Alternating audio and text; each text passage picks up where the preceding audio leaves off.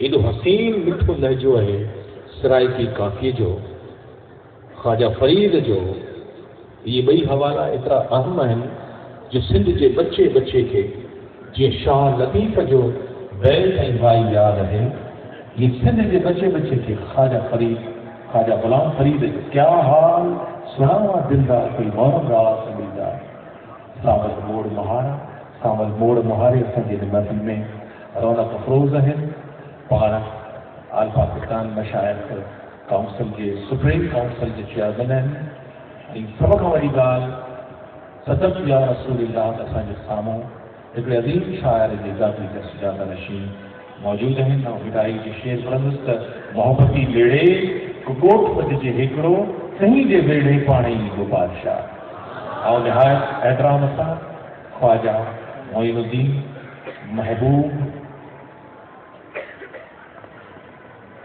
जिन कदमनि में असांजी अखियूं आहिनि जीअं मूं अव्हांखे ॿुधायो त पाण सुप्रीम काउंसिल जे चेयरमैन आहिनि पर गॾोगॾु ऐं एतिरो तव्हांखे आगाह कयां त अॼोकी महफ़िल जा असांजे शुरका आल पाकिस्तान मशाइख़ इतिहाद काउंसिल जा मुख़्तलिफ़ हवालनि सां उदवान आहिनि ऐं हाणे मुक़दस थींदुसि पंहिंजी गुफ़्तगूअ जे लाइ ख्वाजा मोइनुद्दीन महबूब क़ुरैशी साहब जी ख़िदमत में तव्हां सां ख़िताब फरमाया। बहुत शुक्रिया। साहब दिल से चाहता है कि आपकी बातें हम सुनते रहें, आप बोलते रहें, किसी और तकलीफ की गुंजाइश नहीं रहती। बिस्मिल्लाहिर्रहमानिर्रहीम। अस्सलातु वस्सलामु अलैका या रसूलल्लाह, अस्सलातु वस्सलामु अलैका या हबीबल्लाह, अस्सलातु वस्सलामु अलैका या रहमतुल लिल आलमीन। सैयद मोहम्मद मुनीर शाह जाकी साहब, सैयद वकार हुसैन लतीफ़ी साहब और सूफी गुलाम हुसैन साहब और हजरत सरहंदी मुजद्दिदी सरहंदी साहब और ख़ास तौर पर आज की तब्दीली से इंतहाई हैरान कर देने वाली हस्ती मिर्ज़ा साहब और मेरे मोहतरम साहबीन किराम, अस्सलाम वालेकुम व रहमतुल्लाह व बरकातहू। मुझे नहीं पता आपकी क्या कैफियत है। सच्ची बात है, जिस वक्त से मैं यहाँ आया हूँ मैं इस गुंबद की रूहानी एक फुआर में, एक कैफियत में मैं मुब्तला हूँ और मैं सोच रहा हूँ कि कितना बड़ा एहसान किया मेरे ऊपर इस गुंबद वाले ने और मोहम्मद मुनीर शाह साहब ने कि मुझे यहाँ आने का इन्होंने मौका दिया और हाजिरी के लिए इजाज़त बख्शी। जब तक ये हाजिरी की इजाज़त न दें हम इधर हाजिर हो ही नहीं सकते। आप सबको मुबारक हो कि आपको इस दरबार वाले ने यहाँ आने दिया है। और ये दरबार वाले जब किसी को आने देते हैं, जब किसी को बुलाते हैं तो फिर खाली नहीं भेजते। इनका बुलाने का मकसद भी ये होता है कि वो कुछ देना चाहते हैं, वरना कौन किसी के घर में बगैर इजाज़त के जा सकता है। तो ये घर वाले ने आपको बुलाया है तो मेरा ईमान है कि वो खाली भी नहीं आपको भेजेगा। और ये कौन सी ऐसी जंजीर है, ये कौन सी ऐसी तार है जो हमें बांध के यहाँ ले आती है। मैं कहता रहता हूँ अपने दीनी जमातों को, मजहबी जमातों को, मैं कहता हूँ तुम करोड़ों रुपए खर्च करते हो, लाखों जमा नहीं कर सकते। हम सैकड़ों नहीं खर्च करते और हमारे पास लाखों आ जाते हैं। ये इनका फैज़ है और ये फैज़ जो है ये क़यामत तक इसमें जारी रहना है।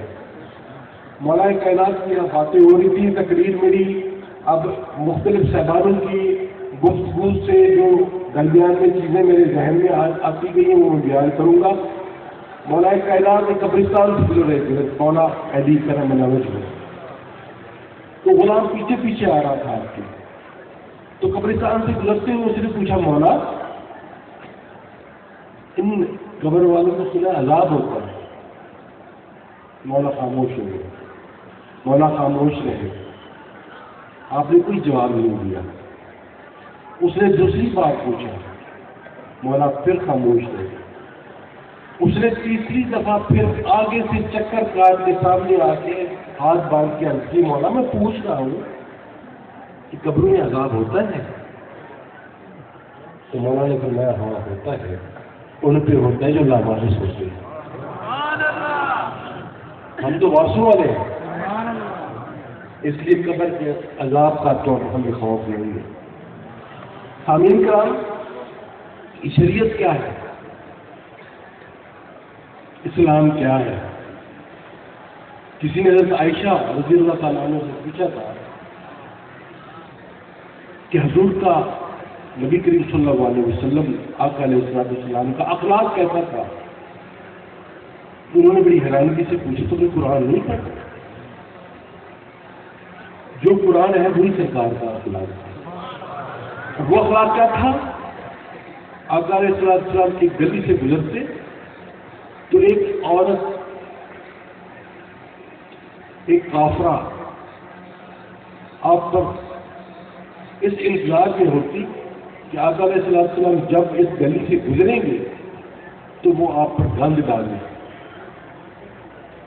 مجھے آپ یہ بتائیں کہ ناموس رسالت کی اس سے بڑی کوئی اور توہین ہو سکتی ہے؟ کیا صحابہ کرام کو غصہ نہیں آتا ہوگا؟ وہ کیا اس ایک عورت کو قتل کرنے کے لیے صحابہ کے پاس طاقت نہیں تھی؟ یہ ہے وہ اخلاق نبی صلی اللہ علیہ وسلم کہ وہ گند پھینکتی اور ایک دوسرے نہیں پھینکا۔ آقا نے پوچھا گند نہیں آیا گھر سے؟ انہوں نے کہا یوں بیمار ہو گئی ہے، وہ بدبخت بیمار ہو گئی ہے۔ سرکار نے کہا چلے اس کو عیادت کرتے ہیں اس کی۔ یہ شریعت ہے، یہ اسلام ہے۔ مولانا کائنات ایک کا گلا کاٹ رہے تھے، کافر نیچے آیا ہوا تھا، آپ تلوار سے اس کا گلا کاٹنے لگے تو اس نے تھوک دیا، مولا نے چھوڑ دیا، وہ آپ کا بکا رہ گیا۔ اس نے کہا ایلی تم نے مجھے چھوڑ دیا، میں نے اتنی بڑی گستاخی کی۔ اب نے پورا گلا تو اس لیے کاٹ رہا تھا نا کہ تو کافر تھا اور اسلام کا مخالف تھا، اب اس میں میری توہین بھی شامل ہو گئی تھی، اس لیے میں نے تجھے چھوڑ دیا کہ مجھے غصے کی وجہ سے تجھے قتل نہ کروں گا۔ جو تو نے عمل کیا ہے اس پہ میرے دل میں یہ خیال لائے کہ اس نے میری بےعزتی کی ہے، میری توہین کی ہے۔ اور پھر طائف کے بازاروں میں پتھراؤ ہو رہا ہے، آقا علیہ السلام کے نالین مبارک خون سے بھر گئے ہیں، اور جبریل آ کے عرض کرتے ہیں اجازت ہو تو یہ پہاڑوں پر گرا دیں۔ اب میں نہیں جبریل، میں مولانا سے دعا کروں گا کہ اللہ نے دکھائے۔ یہ ہے اخلاق حسنہ۔ یہ واقعات سے جس پر خواجہ غلام فرید رحمۃ اللہ علیہ فرماتے ہیں کہ یار یار ہے یار ہے یار ہے یار، 4 دفعہ 4 دفعہ آپ کہتے ہیں کہ یار ہے یار ہے یار ہے یار۔ کون؟ کوجھا، سونا، نیک، عزت۔ آپ کو لفظ سمجھ آ گئے؟ کوجھا بدصورت، خوبصورت، نیک اور بد، وہ کیا ہے؟ ہمارا یار ہے۔ کیوں؟ اس کی تخلیق ہے، اسی نے کوجھے کو بنایا ہے، بدصورت کو بھی اسی نے بنایا ہے، نیک کو بھی اسی نے بنایا ہے، بد کو بھی اسی نے بنایا، خوبصورت کو بھی اسی نے بنایا۔ یہ تعلیمات کہاں سے ملتی ہے؟ ان کے دروں سے ملتی ہے، ان کے دروازوں سے ملتی ہے۔ یہ ہمیں سبق کس نے پڑھایا؟ یہ ہمیں اخلاق کس نے سکھایا؟ یہ ہماری تربیت کس نے کی؟ ان صوفیہ کرام نے۔ اسی کے لیے مولانا روم کہتے ہیں، مولانا روم کا بڑا مشہور واقعہ ہے، علماء کرام نے آپ کو سنایا ہوگا۔ بہت بڑے جید عالم سے پڑھا رہے تھے، شاہ شمس تبریز گزرے، کہتے ہیں مولوی کیا پڑھا رہا ہے؟ اصل تمہیں کیا پڑھتا ہے؟ یہ کیا پڑھا رہا ہے؟ کیونکہ شاہ شمس تبریز کپڑے پھٹے ہوئے، بالوں میں مٹی، بھولیا گزرا ہوا، پاؤں میں جوتا نہیں ہے۔ تمہارا روم نے کہا وہ نہیں گائے، یہ کیا پتا بھی کیا پڑھا رہا ہے؟ انہوں نے وہ کتابیں اٹھائی اور ہال میں پھینک دی۔ مولانا روم چیخ اٹھے تھے، ظالم تو نے کیا کیا؟ ایک تو جہل جماعت، یہ پتہ نہیں میں پڑھا کیا رہا تھا۔ اوپر سے تو نے کل بھی کتب کی اس وقت وہ تو نے اس میں ڈال دی، ہاؤس میں ڈال دی، آپ نے ہاتھ ڈالا وہ کتاب میں خوش حالت میں واپس نکال کے دے یہ کیا ہے؟ انہوں نے پوچھا یہ کیا ہے؟ وہ تو نے بھی ڈالا، تو نہیں جانتا یہ کیا ہے۔ کتابیں وہیں رہ گئیں، طلبا وہیں رہ گئے، مولانا روم اٹھ کے پیچھے چل پڑے اور کہتے ہیں کہ مولوی ہرگز نہ شو مولائے روم تا غلام شمس تبریزی نہ شو۔ تو یہ علم جو تھا یہ انہوں نے بتایا۔ بڑی خالق غلام کو فرماتے ہیں کہ جنہاں عشق فریق استاد کیا، جنہاں عشق فریق استاد کیا، سب علم عمل برباد کیا، پر حضرت دل آباد کیا۔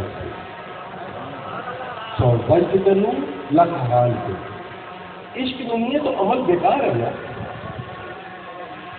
اب آپ پیشانیوں کے لاکھ بڑے بڑے نشان بنا لیں، ٹخنوں سے اوپر شلواریں باندھ لیں، ناک سے نیچے تک داڑیاں رکھ لیں، لیکن اگر اندر صاف نہیں ہے تو کچھ بھی نہیں، تو پھر کچھ بھی نہیں ہے۔ عشق کا ہونا ضروری ہے۔ جب ہمارے فاش فرید واز سناتو، فاش فرید واز سناتو، عالم جاہل شاہ گدا کو جے کوئی چاہے فقر پڑھا کو اپنے آپ کو بولے، سب کچھ تمہارے اپنے اندر ہے۔ کہ یہ باتیں ہمیں کس نے بتائی؟ دربار والوں نے بتائی۔ یہ وہ راستہ ہے جس سے ہم چل کر اپنی منزل حاصل کر سکتے ہیں۔ ہمارے اندر کینہ نہیں ہونا چاہیے، ہمارے اندر بغض نہیں ہونا چاہیے، ہمارے اندر نفرت نہیں ہونی چاہیے۔ جیسے حضرت وقار حسین لطیفی صاحب بتا رہے تھے کہ حسینیت کسی ہندو کے پاس نہیں ہو سکتی ہے، یزیدیت کسی مسلمان کے پاس نہیں ہو سکتی ہے۔ تو حسینیت کا لفظ جو ہے وہی ہماری مسلم بقا ہے۔ اس دربار والے کا جو درس ہے اس میں ہماری بقا ہے۔ جو ہمارے مشائخ نظام گزرے ہیں انہوں نے جو کچھ کہا ہے اس میں ہماری بقا ہے۔ اور آج کل پاکستان جن حالات سے گزر رہا ہے اس میں تو اور بھی ضروری ہو گیا ہے کہ ان درباروں کی طرف واپس آیا جائے۔ جس طرح مجددی صاحب فرما رہے تھے کہ آپ ہماری نوجوان نسل کو پڑھا کر رہے ہیں، آپ ہماری کتابوں میں کیا لکھ رہے ہیں؟ شیکسپیئر کا پتہ ہے، ورڈز ورتھ کا پتہ ہے، اگر نہیں پتا تو ہماری نسل کو شاہ لطیف کا نہیں پتا، اگر ہماری نسل کو نہیں پتا تو سکر فری کا نہیں پتا، اگر ہماری نسل کو نہیں پتا تو خواجہ فرید کا نہیں پتا، اگر ہماری نسل کو نہیں پتا تو بابا بلے شاہ کا نہیں پتا۔ آپ کا ایک نظر مارے اس کہکشاں کو دیکھے تو صحیح، کتنے خوبصورت ستارے ہیں اور کہاں کہاں انہوں نے دیے جلائے ہوئے ہیں۔ کہیں مست توکلی بیٹھے ہوئے ہیں، کہیں خوشحال فتق بیٹھے ہوئے ہیں، کہیں سلطان باہو بیٹھے ہوئے ہیں، کہیں حضرت شاہ لطیف بیٹھے ہوئے ہیں، کہیں سچل سنگ ہے، کہیں بابا بلے شاہ بیٹھے ہوئے ہیں، کہیں شاہ حسین بیٹھے ہوئے ہیں۔ ایک کیسی کہکشاں ہے، سینکڑوں سالوں کا درمیان میں سینکڑوں سالوں کا فاصلہ ہے، سینکڑوں سال صدیوں کا فاصلہ ہے، لیکن صدیوں پہلے سندھی میں جو بات ہو رہی ہے صدیوں بعد سریکی میں وہی بات ہو رہی ہے۔ کیوں؟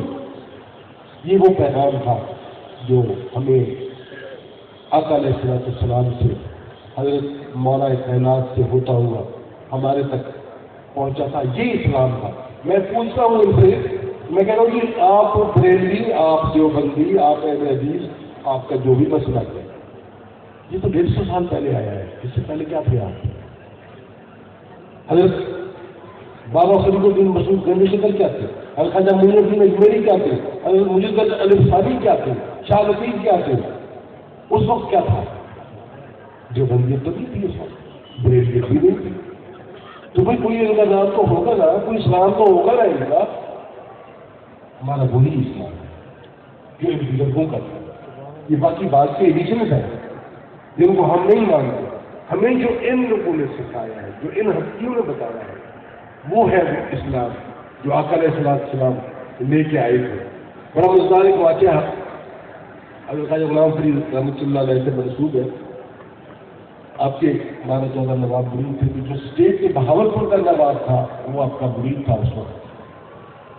اس نے ایک اہل حدیث مولوی کو نکال دیا کیونکہ وہ خواجہ غلام فرید رحمۃ اللہ علیہ پر فتوے دیا کرتا تھا. یہ ان کو فتوے دینے کا بڑا شوق ہے. تھوڑی سی آپ ادھر ادھر تھوڑے سے ہوتے ہیں تو کفر کا فتوا ٹھکا لگ جاتا ہے. یعنی ان کو اور کوئی کام، انہوں نے کوئی فیکٹری لگائی ہوئی ہے فتوے کی، اور دیر بھی لگا کے فیکٹری سے یہ مال برآمد کرنے ملا. تو اس کو اس کے مرشد کے جب فتوے لگے تو اس نے مولویوں کا وقت نکل جانا. اب مجھ سے نہیں برداشت ہوتا کہ میں اپنے مرشد کے خلاف تیری فتوے بازی میں مجھ تک پہنچتی رہی اور مجھ سے گھبرا گئے. اچھا یہ بیچارے بڑے کمزور بھی ہوتے ہیں. اگر ان کی روزی کا مسئلہ بن جائے نا تو پھر وہ ہر بات آپ کی ماننے کے لیے تیار ہو جاتے ہیں جو بھی آتے ہیں. اس کو پریشانی ہوئی کہ اب روزی کہاں سے آئے. کس نے کہا اسی کے پاس چلا جائے جس کے خلاف فتوے دیتا تھا. مولانا پہنچ گئے، ساری حقیقت حال بتائی. انہوں نے کہا مولانا فکر نہ کرو، آپ یہ میرا رکا لے جائے اور جا کے نواب کے لیے. اب خالد صاحب کا یہ رکا آپ سنیں، یہ دنیا کا ایک پورا سسٹم اس میں موجود ہے، ایک نظام حکومت موجود ہے، ایک انسانی رویہ، زندگی کے انسانی رویے کی پوری تفصیل موجود ہے. آپ کے اوپر لکھتے ہیں اس وقت تھا صادق محمد خان، نواب صادق محمد خان تھا حکمران. آپ لکھتے ہیں صادق زیر بڑھ زبر نہ بڑھ مطلب پیش ہو. زیر، زبر اور پیش کے 3 حروف پر مبنی یہ فلسفہ حیات نہیں تو کیا ہے کہ زیر بند کر رہا ہو، جھک کر رہا ہو، کسی کے اوپر ظلم مت کرو، ڈرو خالق سے تو تمہیں بھی پیش آ سکتی ہے. زیر بڑھ زبر نہ بڑھ، یہ ایک صوفی کہتے ہیں. یہ بات صوفی کو ہی پتا ہے کہ زیر زبر کیا ہوتا ہے. مولوی صاحب وہ رکا لے کے گئے، ظاہر نواب صاحب نے اس کو اس رکے کو چوما اور ان کو بحال کر دیا. مولوی صاحب کی جان بچ گئی. میں پاکستان کیا کر رہا تھا کہ پاکستان بیرونی اور اندرونی حالات سے جس طرح دو چار ہے، اس میں نفرتوں کو کم کرنے کے لیے، ایک دوسرے سے مخالفتیں ختم کرنے کے لیے، ایک دوسرے کے خلاف فتوے بازی سے بچنے کے لیے ہمیں شریعت کی تعلیمات کو اپنانا پڑے گا. اگر ہم اس راستے پر نہ آئے تو پاکستان کو میں ہمیشہ یہی کہتا ہوں کہ پاکستان کی فضا بہت مشکل ہے، پاکستان کو بچانا بہت مشکل ہو جائے گا. دوستوں، آخری میں خواجہ غلام فرید رحمۃ اللہ علیہ کے ان اشیاء پر اپنی بات ختم کروں گا. آپ فرماتے ہیں کہ دیار شریف قبول کرے. اب آپ ہم قبولیت کی، وہ اگر قبول کر لے تو بات ٹھیک ہے. ان کی چونکہ قبولیت ہو چکی ہے، اب ان سے فیض لینے کے لیے ہم یہاں آئے ہیں اور ہمارا آنا انشاءاللہ ان کو قبول ہے تو اس لیے آئے. تو خواجہ فرماتے ہیں دیار فرید قبول کرے، سرکار بھی تم، سلطان بھی تم، داتا کہتر کمتر آخر. اب لفظ دیکھیں گا، دیار فرید قبول کرے، سرکار بھی تم، سلطان بھی تم، داتا کہتر کمتر آخر ادنا لاش ہے لا انسان بھی. اس کو اب تشریح کی ضرورت تو نہیں ہے، دعا کرنی چاہیے کہ اختیار قبول کر لے. بہت بہت شکریہ.